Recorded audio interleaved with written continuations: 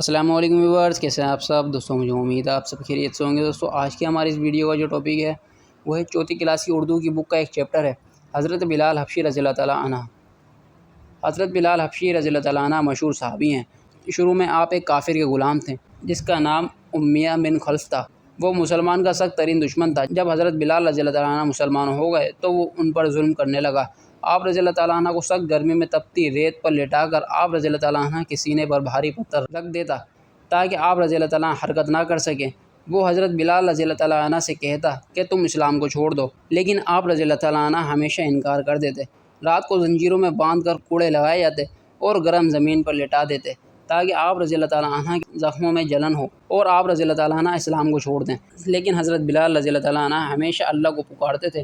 حضرت ابو بکر صدیق رضی اللہ تعالیٰ عنہ نے انہیں اس حال میں دیکھا تو انہیں امیہ سے خرید کر آزاد کر دیا۔ وہ حضور صلی اللہ علیہ وسلم کے دربار میں حاضر ہوئے اور حضور صلی اللہ علیہ وسلم کی خدمت کرنے لگے۔ ہجرت کے بعد اذان دینے کی خدمت آپ رضی اللہ تعالیٰ عنہ کے ذمہ ہوئی۔ حضرت بلال رضی اللہ تعالیٰ عنہ حضور صلی اللہ علیہ وسلم کی خدمت گزار تھے۔ آپ رضی اللہ تعالیٰ عنہ کو زندگی میں بڑی عزت ملی۔ صحابہ رضی اللہ تعالیٰ عنہ ان کی بہت عزت کرتے تھے۔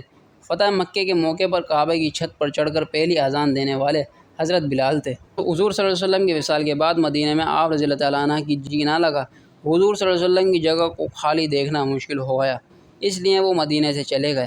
حضرت عمر رضی اللہ تعالیٰ عنہ کے عہد میں ایک مرتبہ خواب میں حضور صلی اللہ علیہ وسلم کی زیارت ہوئی۔ حضور صلی اللہ علیہ وسلم نے فرمایا، بلال یہ کیا ظلم ہے، ہمارے پاس کبھی نہیں آتے۔ آنکھ کھلتے ہی مدینہ کی طرف روانہ ہو گئے۔ وہاں آپ رضی اللہ تعالیٰ عنہ سے حضرت امام حسن رضی اللہ تعالیٰ عنہ اور حضرت امام حسین رضی اللہ تعالیٰ عنہ کی اذان کی فرمائش کی تو انکار نہیں کر سکے۔ اذان کہنا شروع کی۔ مدینہ میں لوگوں کے کانوں میں جب حضور صلی اللہ علیہ وسلم کے زمانے کی آواز پڑی تو کوہرام مچ گیا۔ مدینہ کے بڑے بوڑھے، عورتیں، مرد اور بچے سب روتے ہوئے گھروں سے باہر نکل پڑے۔ سب کا رخ مسجد نبوی کی طرف تھا۔ چند روز قیام کے بعد آپ رضی اللہ تعالیٰ عنہ واپس چلے گئے اور سن 20 ہجری کے قریب آپ رضی اللہ تعالیٰ عنہ کا انتقال ہو گیا۔ تو دوستو یہ تھا ایک چوتھی کلاس کی کتاب اردو کی بک کا ایک سبق۔ تو اس کے کچھ سوالات درج ہیں۔ ان سوال کا جواب آپ کمنٹ سیکشن کے باکس کے اندر بھی دے سکتے ہیں۔ پہلا سوال، امیہ بن خلف حضرت بلال رضی اللہ تعالیٰ عنہ پر کیسے کیسے ظلم ڈھاتا تھا؟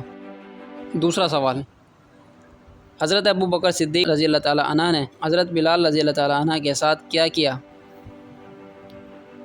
تیسرا سوال، حضرت بلال رضی اللہ تعالیٰ عنہ کو خواب میں کس کی زیارت ہوئی؟